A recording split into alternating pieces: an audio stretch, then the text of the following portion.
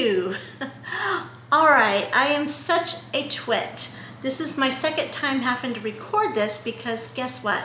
The first time I had the fan on me because it's really hot in here, and the fan was just blowing right into my microphone. So all you could hear was shh. So here I go again, recording it, take two.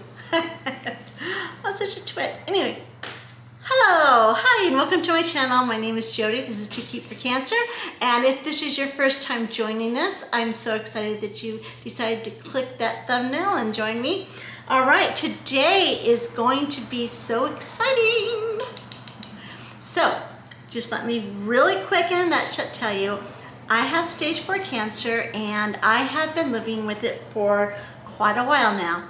And one of the things that has helped me stay alive and surviving and thriving is this book, The Crazy Sexy Diet by Chris Carr. And actually I started this whole plant-based diet before she wrote the book, just to be clear. But then she wrote the book and it just made it so much easier for me. All the facts, all the information, everything all in one spot. And I started adopting 9 years ago. I started doing a whole food plant-based diet based on a holistic practitioner I was going to. The documentary Food Matters, Forks Over Knives, I mean, Eat This, Not That. There's tons of stuff. I read the China study, the big old China study, 30-year long case study on how animal protein causes cancer. So anyway, I decided since there is no cure for my cancer and I had exhausted all of the chemotherapies and done everything I can, and it was doing more harm than good to my body. The chemo was just basically killing everything but the cancer. So I started this. So this has been like my Bible, and I am so excited to share it with you guys. So what we are doing every Wednesday, because I upload on Wednesdays and Sundays. On Wednesdays, we're gonna do the Crazy Sexy Diet, and we're gonna dive in together. We're gonna learn all there is to know about it, and we're gonna support each other, and we're gonna do the 21-day cleanse. So if you would like to join me for that, keep watching. Second thing is on Sundays, I will be doing my normal uploads, just topical stuff that you guys have requested in the comments below. So keep asking for things and I'll keep giving them. All right, so this is the deal. This is how I kind of like, it really clicked for me. Everyone kept talking about eating an alkaline diet, too much acidity in your system, blah, blah, blah, blah, blah. And it just did not really resonate with me until I was watching a demonstration. It was a science demonstration, actually. And they were talking about how to take care of a fish tank. And the person was using, I wish I could remember who said this, I can't remember. Maybe it was Chris Beat Cancer did it. I don't know. Anyway, they put a fish tank and it was all nice and clear. Okay, so then the little fishies are all swimming around. Well, then they changed the pH balance in the tank and everything just went green and gross and yucky. Within one day, the fish started dying, which was really sad, and there was algae all on the sides of the fishbowl and everything was horrible. Then they came back and this horrible green, yucky, gross tank, they balanced the pH and the alkaline levels in it. And guess what? It was all clear again. It was perfect. And the fish were thriving. Everything was great again. So that's how I remembered the alkaline, the non-alkaline eating, keeping a balance of non-acidic foods in your body, because as we know, inflammation, acidity in the body causes inflammation, and inflammation causes pain and disease, causes cancer, just everything. It is the bad boy of all bad boys. So that is one thing that this diet, this eating plan, actually lifestyle, will be focusing on. is a balanced, non-acidic diet. Okay. I would like to read a couple facts. Oh, and by the way, I noticed a lot of you guys got the book. That is so awesome. I'm so excited. If you would like to get the book and join along with us, I'm going to drop a link down, and all you gotta do is click, and there's a whole bunch of different price options. There's some for Kindle. There's like a $5 free one. There's a coupon for like $3 on one of them, I noticed, but it's not that expensive. If you can get the book, that would be awesome, because I'm gonna give you a little bit of time to read and catch up with it. All right, now today I wanted to go over some not so crazy facts. Oh, and just let me back up again. I kind of feel like I already said this, but then I did, but it was in the first take, not the second take, so I gotta remember what I said. I think when you go to do an eating plan, you have to understand why you're doing it. And most people will focus like, well, I'm doing it to lose weight. I'm doing it to feel better. Okay, that is good. That is good to know those reasons why you're doing it. That's your incentive. But to why you're eating the foods that you're eating. What are they doing in your body? Why are you eating this and not that? Why are you cutting out extra sugar? Why are you doing this? Learning what the foods that you eat are doing to your body and your chemistry and your makeup. That is what I really want to focus on today. Okay, but before I get into that, I want to go into some not so crazy sexy facts. Let's see. Cancer is the leading cause of death worldwide. Deaths are projected to increase by 45% from 2007 to 2030 or 2030. And by the way, we have passed that up already, and it is not 2030 yet. New cases of cancer in the same period are estimated to jump from 11.3 million to 15.5 million in 2030. We have already surpassed that, and it is only 2021. Not so good, guys. In the United States, heart disease is the #1 killer. In 2005, more than 17 million people died of cardiovascular diseases, such as heart attack and strokes. Up to 80% of premature heart attacks and strokes are preventable with diet and lifestyle changes. Oh my gosh. Can you imagine 80% of all the dying people in the world don't have to die? All they have to do is change their diet. And I know that seems like a big deal, like, oh, I have to change my diet, compared to the option of being 6 feet under. I don't know, just saying. Okay. More than 180 million people worldwide have type 2 diabetes. Deaths from diabetes will increase by more than 50% in the next 10 years without urgent action. That means if we keep going on like we've been going. Approximately 1.6 million adults are overweight and 40 million are obese. Globally, more than 20 million children under the age of 5 are overweight. Holy Moses! Can you imagine a little overweight baby? 5 years old. That's a baby. They're overweight. That is just heartbreaking, you guys. Heartbreaking. So, oh my gosh. Okay. In the 1970s, autism affected only 1 in 10,000 children. Now it is 1 in 150. Every 20 minutes, a child is diagnosed with autism.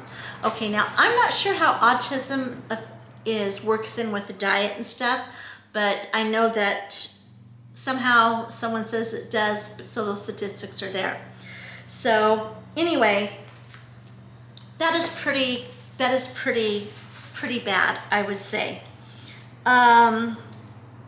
Okay, let's get down to the foods. This plan is not an all or nothing thing. You can do like an 80-20, or you could do a 60-40, and I'll explain that in just a little bit. You do not have to be perfect on this. Any kind of improvement is better than none.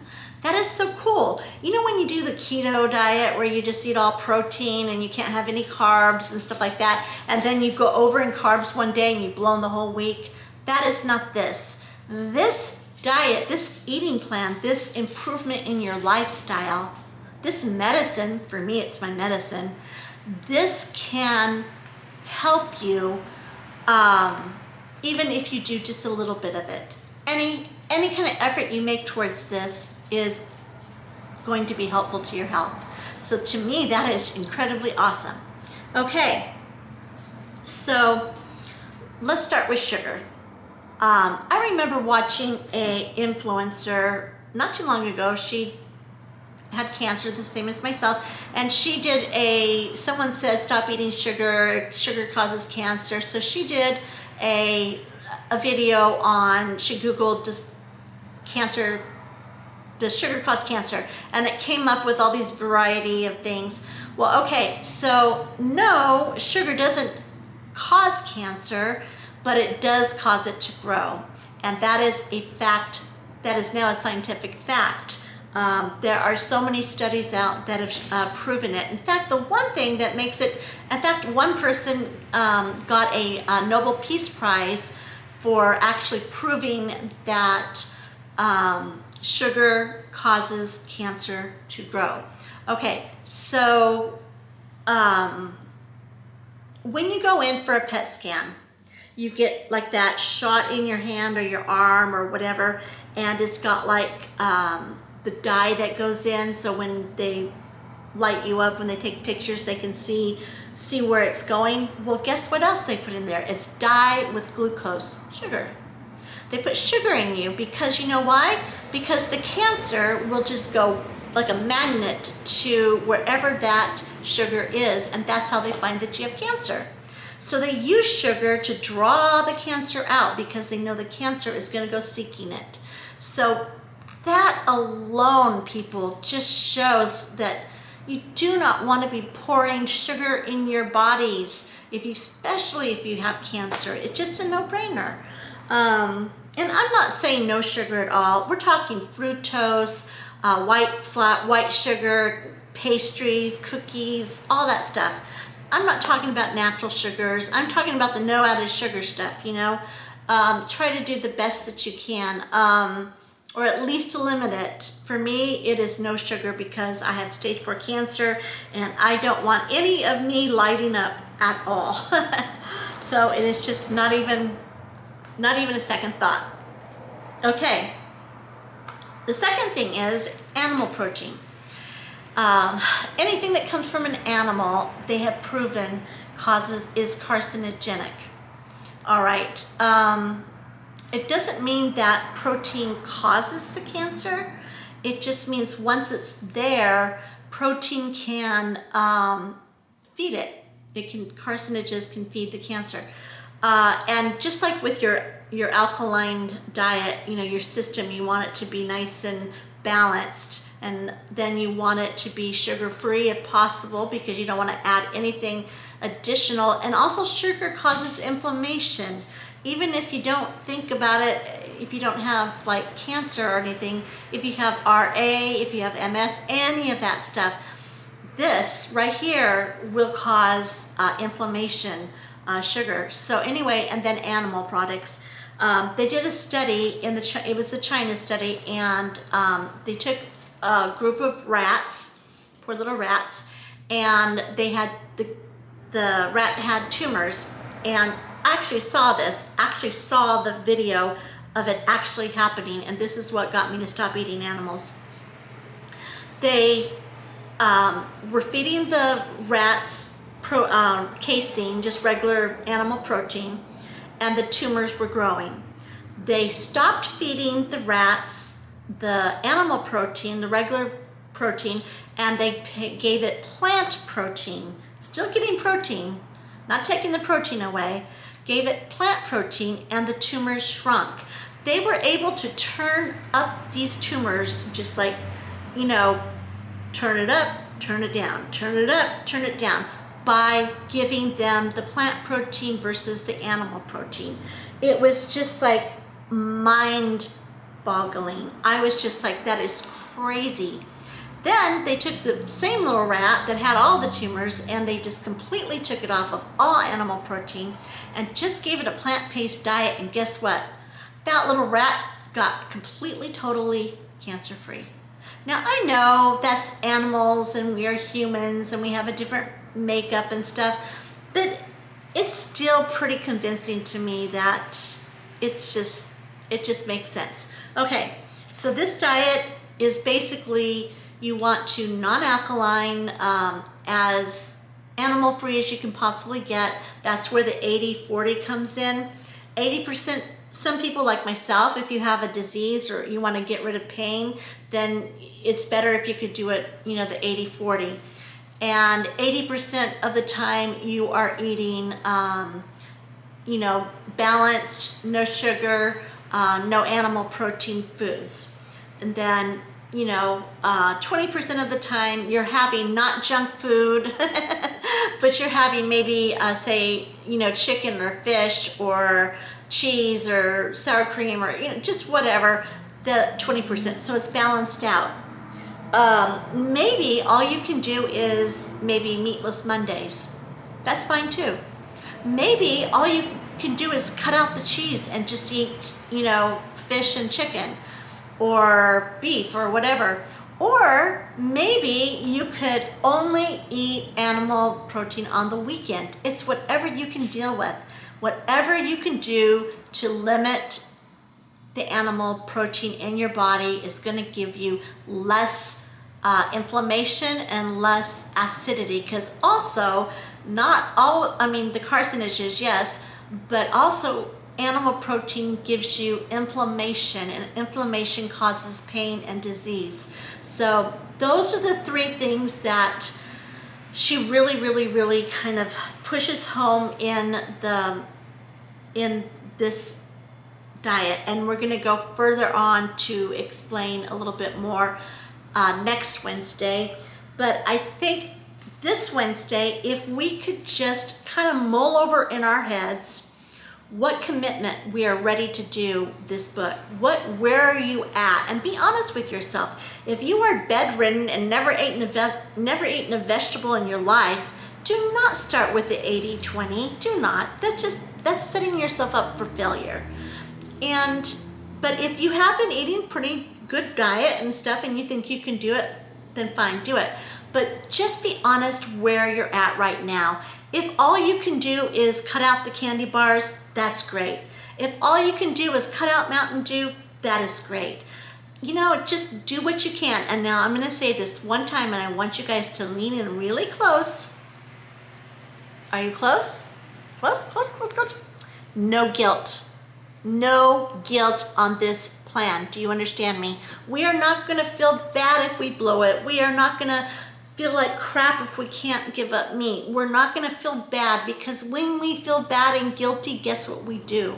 We eat. We do. We eat. It's just like this big cycle. So what I want you guys to do is figure out, evaluate where you're at, what you think you can handle, and then write it down. Write it down. And then once you start, you may think, hey, I feel so good, I want to do more. Like for myself, all I did when I first started, I didn't want to give up sugar. So I gave up added sugars and I kept fruits and stuff like that, but I didn't eat pastries and cookies and things like that. So that was my compromise. And I only ate meat when we went out. And that was how I started. And you know what? I felt so good during the week. I didn't feel heavy. I didn't have a stomach ache. I didn't have as much pain in my joints. So then on weekends, I started saying, okay, I don't want to do this on the weekend. Why do I want to be in pain? So I cut it out then. And then when I found out I was stage 4, I just went wholeheartedly, jumped in and said, forget it. That's what I'm going to do. Then not only did I do the whole foods, I did raw vegan, which means trying to eat all of my foods as, least cooked as possible. And let me tell you, that's hard. But you know what? It's got me 9 years later and I'm still alive, so I swear by it. All right, now another thing is I am not telling you guys to stop your chemo and your treatment or your medication. Do not do that. I am not a doctor, I'm not a dietitian. I'm just giving you my experience and kind of walking you through the diet plan from this book. All we are shooting for here is improvement. If you guys can improve even a little bit from this experience, then it'll be totally worth my time to walk you through it. Okay, but I have a suspicion you guys are gonna thrive and you're gonna thank me when we're done. All right, so that is it for today. Now, if you haven't gotten the book and you wanna join us, I'll plop the link down below. Grab the book, it's by Chris Carr, and in the meantime, while you're waiting for the book to come, you can go to chriscarr.com, Crazy Sexy Kitchen, Crazy Sexy Cancer. It's on YouTube, and she's got a YouTube channel, and she's got cooking, how to cook, like cooking instructions. She's got her own cookbook, which I have and I love. Her first 2 books about her battle with cancer. She's got stage 4 cancer, and she's got it in all of her major organs, and she's been living that way for 17 years. There is no cure. So this is what she's been doing, and from her experience and her research, this is not her eating plan. This was all, she just researched stuff from all doctors all over the world, all different scientific studies, and came up and just put it in one place for us to read. So she didn't make anything, she didn't reinvent the wheel or anything like that. So, okay, so if you want to join us, every Wednesday we are going to do all things Crazy Sexy diet living, and we are going to learn how to, a lot of people want to lose weight, we want to feel better, we want to handle our pain, we want to get off some medications. Yeah, so that's the goal every Wednesday. On Sundays will be my normal uploads, okay? So I'll do a vlog, I'll do topics that you guys have requested on Sundays, but Wednesdays, for a while, we are going to do this for 21 days. But we're not gonna start for another 2 weeks. We're gonna give you guys some time to get the book, all right, and read and understand it, and then we're gonna get started on it in 2 weeks. Okay, today's June 16th, so yeah, 2 weeks. Probably by the beginning of July, we'll start actually going full force with it. Of course, you can start anytime you want, but that's when the beginning of the 21-day cleanse starts. All right, you guys, I love you all totally and completely. You guys are my rock, and I want to be there for you and help you in some way. So if you want to hit the subscribe button, if you have not been following me, go ahead and hit the button. If not, that's fine, just watch, whatever, I don't care. It's all up to you. You guys have a great day, and I will see you guys on Sunday at Too Cute for Cancer.